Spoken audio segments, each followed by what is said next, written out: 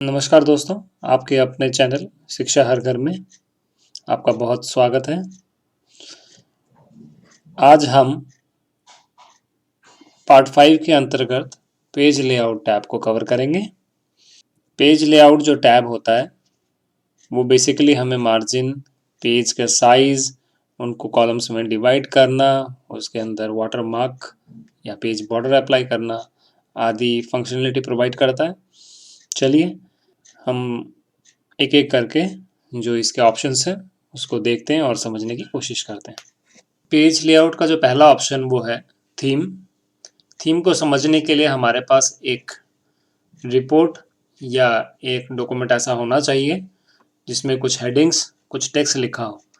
तो हम इसको समझने के लिए सबसे पहले एक बनी बनाई टेम्पलेट को यहाँ इंसर्ट करेंगे।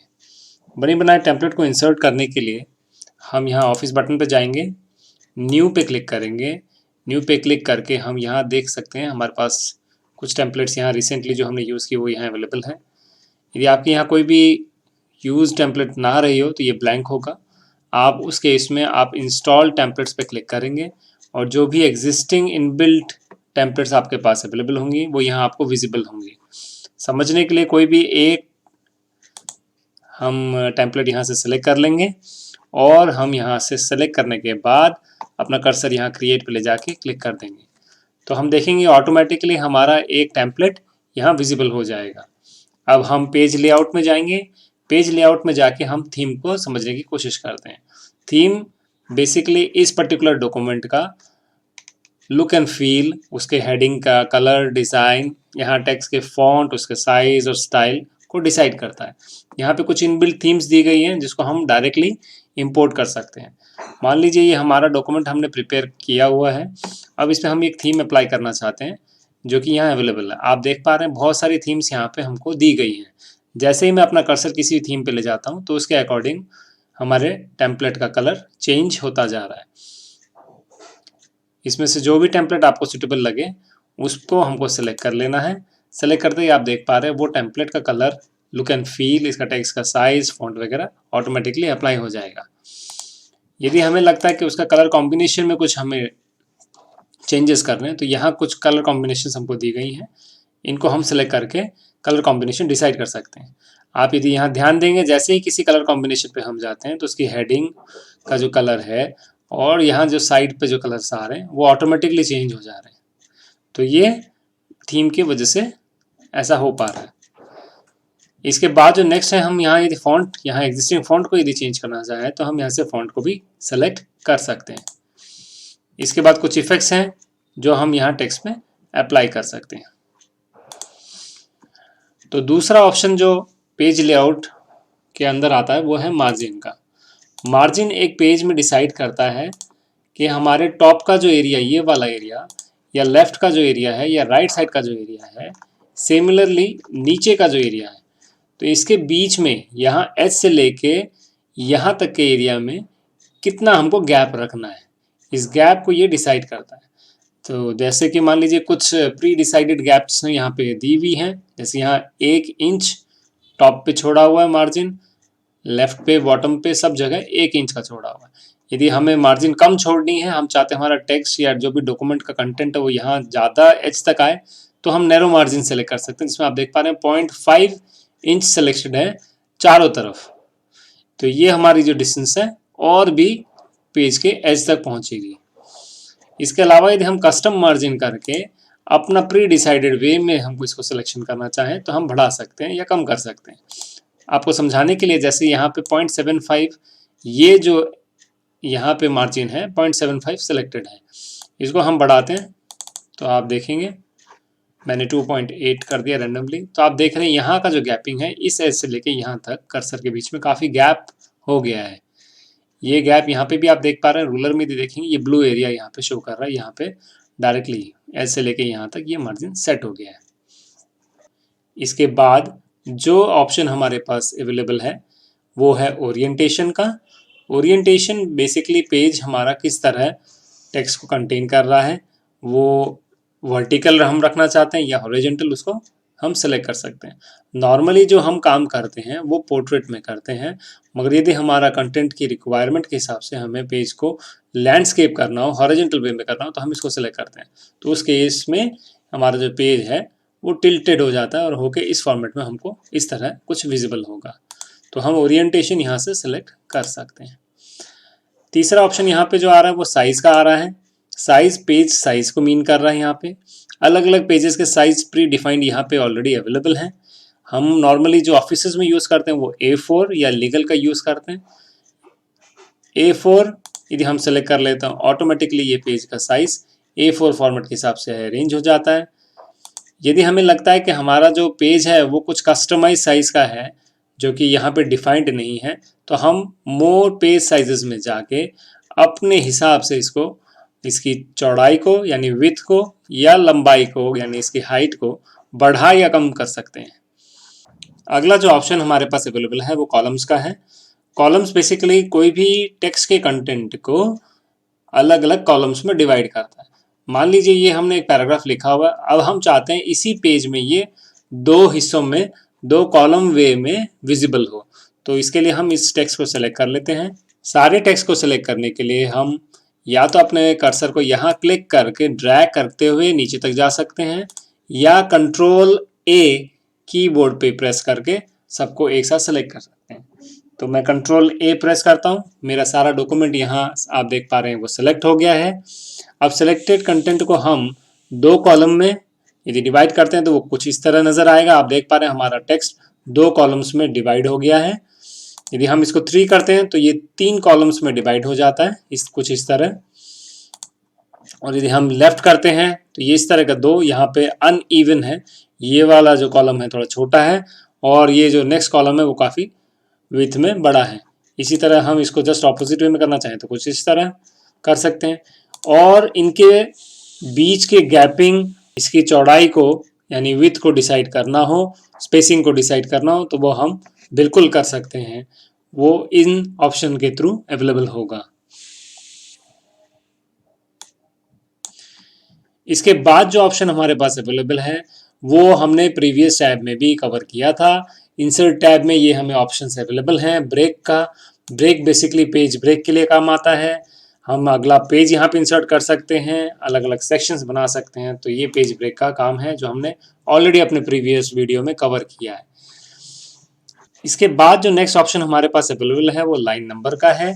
लाइन नंबर का जो ऑप्शन होता है वो मार्जिन के यहाँ बगल में हम हर लाइन के अगेंस्ट में एक नंबर असाइन कर सकते हैं।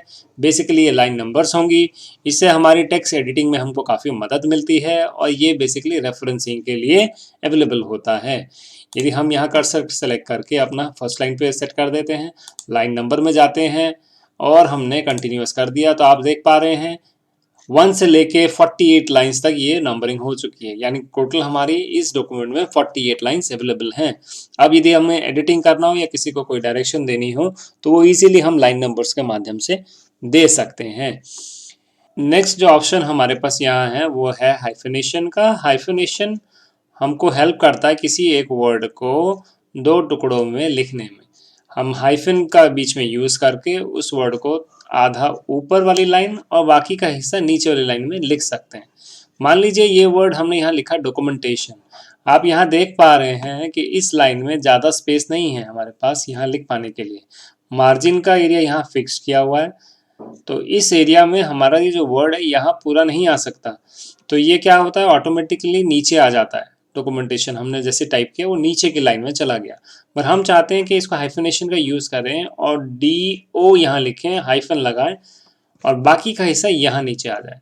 तो वो हम कैसे कर पाएंगे? वो हमको उसको करने के लिए हमारे वर्ड को जिसको हाइफिनेशन हम चाहते हैं उसको सेलेक्ट करेंगे और हाइफिनेशन में जाएंगे और यहाँ मैनुअल सेलेक्ट करते हैं। तो ये हाइफिनेशन ऑटोमेटिकली हमको शो करता है कि कहाँ कहाँ हम किस हिसाब से हाइफिनेशन करना चाहते हैं। DO इन लेटर्स के बाद ये हाइफन का यूज़ करें और बाकी का हिस्सा नीचे के लाइन में विजिबल हो जाए। तो हम यहाँ क्लिक करके इसको यस कर देते हैं। डॉक्यूमेंटेशन अब दो हिस्सों में डिवाइड हो गया है जिसमें कुछ लेटर्स ऊपर विजिबल हो रहे हैं, हाइफन इनको जोड़ते हुए बाकी का हिस्सा नीचे हमको विजिबल हो रहा है। तो ये हाइफिनेशन का यूज़ हो गया। इसके बाद हमारे पास जो ऑप्शन है वो वाटरमार्क का है। वाटरमार्क हमें कोई भी तरह का टेक्स्ट या इमेज इस पर्टिकुलर डॉक्यूमेंट के पेज में एज ए बैकग्राउंड डालने की फैसिलिटी प्रोवाइड करता है। तो मान लीजिए इस पेज में, इसका हम जूम कम कर लेते हैं। हम जूम कम करने के लिए दो ऑप्शंस का प्रयोग कर सकते हैं। या तो हम अपने माउस के कर्सर को यहाँ नीचे राइट साइड नीचे ले जाएं और यहाँ जूम को कम करते जाएं, या कंट्रोल प्रेस करके अपने माउस के जो व्हील है उसको अपनी तरफ रोल करें तो ये छोटा होता जाएगा। चलिए अब हमने मान लीजिए ये पेज को थोड़ा जूम आउट कर लिया है। अब हम इसके अंदर एक वाटर मार्क सेट करते हैं। मान लीजिए कुछ इस तरह हम सेट करना चाहते हैं, जो हमारा टेक्स्ट होगा वो कुछ इस तरह विजिबल होगा। आप देख रहे हैं हमने कॉन्फिडेंशियल वर्ड का यूज कर लिया था तो एज इट इज यहाँ पे विजिबल हो गया है। यदि हम यहाँ कस्टम कुछ वर्ड लिखना चाहें इंस्टेड ऑफ कॉन्फिडेंशियल तो हम यहाँ से इसको मॉडिफाई कर सकते हैं। Let's do it. मैंने ये टेक्स्ट लिख दिया यहाँ पे। आप देखते हैं, आप देख सकते हैं अब हमारा जो टेक्स्ट यहाँ पे विजिबल वो कुछ इस तरह अवेलेबल हो गया है। इसके अलावा हमारे पास एक और ऑप्शन है कि हम यहाँ इंस्टेड ऑफ टेक्स्ट कोई इमेज का यूज़ करें। तो इमेज का यूज़ करने के लिए हम कस्टम में जाएंगे, यहाँ पिक्चर को सेलेक्ट करेंगे और सेलेक्ट पिक्चर पे क्लिक करके हमारी जो भी वर्ड हमारे पास अवेलेबल फ़ोटो है उसका हम यूज़ कर सकते हैं। जैसे मेरे पास ये एक इमेज है, चलिए इसी इमेज को इंसर्ट करते हैं और ओके कर देते हैं। आप देख पा रहे हैं ये अब हमारे बैकग्राउंड में अवेलेबल हो गई। यदि हमारे पास ये टेक्स्ट है तो टेक्स्ट हमारा इसके ऊपर आ जाएगा और ये बैकग्राउंड में विजिबल रहेगी एज ए वाटर मार्क। अगला जो ऑप्शन हमारे पास अवेलेबल है वो पेज कलर्स का है। पेज कलर बेसिकली इस डॉक्यूमेंट के पेज के कलर को डिसाइड करता है। यदि हम पेज कलर पे क्लिक करते हैं और जब हम अपना कर्सर जिस कलर पे ले जा रहे हैं हम देख पा रहे हैं हमारे डॉक्यूमेंट का बैकग्राउंड का कलर कुछ चेंज होता जा रहा है। इसके अलावा यदि हमें कुछ स्पेसिफिक कलर्स लेने हो तो हम मोर कलर में जाके अपने हिसाब से भी कस्टम कलर या इनमें से इन स्टैंडर्ड कलर्स में से कलर चूज करके अपने डॉक्यूमेंट का कलर बना सकते हैं। अगला जो ऑप्शन हम देखने जा रहे हैं वो हमारा है पेज बॉर्डर। पेज बॉर्डर पूरे पेज के ऊपर एक बॉर्डर अप्लाई करता है। इसको अप्लाई करने के लिए हम हमारे कर्सर को पेज बॉर्डर पे ले जाएंगे और क्लिक करेंगे। जैसे हम क्लिक करते हैं ये पेज बॉर्डर का डायलॉग बॉक्स ओपन हो जाता है। यहाँ पे हम देख पा रहे हैं हमारा बॉर्डर का जो सेटिंग है वो किस तरह की हम चाहते हैं यहाँ से हम कर सकते हैं। पहला नन है, यानी कोई पेज बॉर्डर हमको नहीं चाहिए और हमको बॉक्स टाइप चाहिए। तो ये कुछ इस तरह विजिबल होगा, हमारा कंटेंट बीच में रहेगा, चारों तरफ एक लाइन आ रही है। ये लाइन की स्टाइल कैसी होगी वो हम यहाँ से सिलेक्ट कर सकते हैं। मान लीजिए ये कोई भी एक हम स्टाइल चूज कर लेते हैं। ये स्टाइल हमारी चूज हो गई। इसका कलर यदि हम डिसाइड करना चाहें तो यहाँ से हम कलर डिसाइड कर सकते हैं। आप देख रहे हैं ये रेड कलर की हो गई। इसकी चौड़ाई हम बढ़ाना चाहें कम करना चाहें तो वो यहाँ से हम एडजस्ट कर सकते हैं। इसके अलावा कुछ इनबिल्ट हमारे पास वर्ड आर्ट के ये डिज़ाइंस होते हैं जिनको हम यूज़ करेंगे तो ये पर्टिकुलर सिंबल चारों तरफ हमारे बॉर्डर के हिसाब से विजिबल हो जाते हैं। इसमें काफ़ी सारे हैं, जो भी आपको अच्छा लगे वो आप चूज़ कर सकते हैं। ये अप्लाई हो रहा है पूरे डॉक्यूमेंट पे। हम जस्ट क्लिक ओके करेंगे, आप देखेंगे ये हमारा बॉर्डर पूरे पेज पे अप्लाई हो गया है। इसके बाद जो ऑप्शन हमारे पास अवेलेबल है वो पैराग्राफ्स रिलेटेड ऑप्शन है। इसमें हमारे पास मान लीजिए हमारे पास दो पैराग्राफ है। एक पैराग्राफ आप ये ऊपर देख पा रहे हैं और एक नीचे ये। तो इन दो पैराग्राफ में हम अपनी सेटिंग अप्लाई कर सकते हैं। यहाँ पे जो इंडेंट का ऑप्शन आप देख रहे हैं, इंडेंट का ऑप्शन हमारा लेफ्ट और राइट इंडेंट होता है। लेफ्ट इंडेंट हमारे इस एज से हमारी ये गैपिंग को दर्शाता है कि इस पैराग्राफ के यहाँ से ये लेफ्ट के एज तक ये डिस्टेंस कितना है। इसको यदि हम बढ़ाते हैं तो ये पैराग्राफ आगे की तरफ बढ़ता जाएगा, आप देख पा रहे हैं। और यदि पूरे पैराग्राफ को यदि हमको करना है तो इसको पैराग्राफ को सिलेक्ट कर लेते हैं। जैसे हमने ये पूरा पैराग्राफ सेलेक्ट कर लिया, अब लेफ्ट इंडेंट को यदि बढ़ाते हैं तो ये पैराग्राफ शिफ्ट होके इस जगह पे हो जाता है, यानी ये जो डिस्टेंस है हमने इसके इंक्रीज कर दी है। इसी तरह यदि हम इसके राइट की ये डिस्टेंस इंक्रीज करें तो ये पैराग्राफ कोशिश करेगा इधर एक्सपांड होने की। चलिए पहले इसको रोल बैक करके 0 कर देते हैं वापस और इसको बढ़ा के देखते हैं इस बार राइट को। आप देख पा रहे हैं ये जो मूवमेंट हो रहा है इसमें हो रहा है। यहाँ अभी पैराग्राफ में कोई मूवमेंट नहीं हो रहा है क्योंकि हमारा पैराग्राफ यहाँ है जो कि करीबन इस एरिया को जैसे ये टच करेगा तो हमारा पैराग्राफ यहाँ मूव होना शुरू होगा। अब ये करीब आ चुका है। अब जैसे ही ये इस बाउंड्री को टच करता है तो ये पैराग्राफ को यहाँ पुश करके एडजस्ट करने की कोशिश करेगा।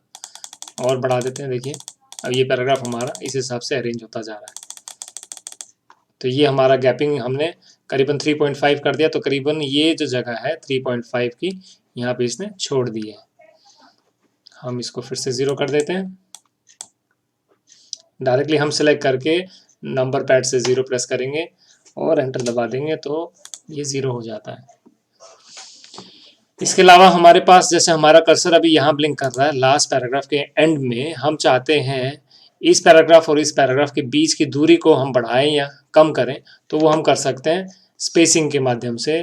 जैसे हमने कहा आफ्टर की यदि हम बढ़ाते हैं तो ये दूसरा पैराग्राफ के बीच का जो डिस्टेंस है बढ़ता जाता है। हम चाहते हैं कम करना तो कम कर सकते हैं, बढ़ाना तो बढ़ा सकते हैं। तो इस नंबर को एडजस्ट करके हम दो पैराग्राफ के बीच की दूरी को बढ़ा या कम कर सकते हैं। यदि यहाँ कर्सर होता तो हम इसको बढ़ाते तो ये बढ़ता जाएगा डिस्टेंस दो पैराग्राफ के बीच में, और यहाँ यदि हम क्लिक करते हैं तो ये कम होता जाएगा। अगले जो ऑप्शन आप देख पा रहे हैं वो है अरेंज। अरेंज ऑप्शन को समझने के लिए हमें इमेज की ज़रूरत पड़ेगी। तो चलिए इस डॉक्यूमेंट में हम एक इमेज इंसर्ट कर लेते हैं। इंसर्ट करने के लिए हमको फिर से इंसर्ट टैब में जाना पड़ेगा।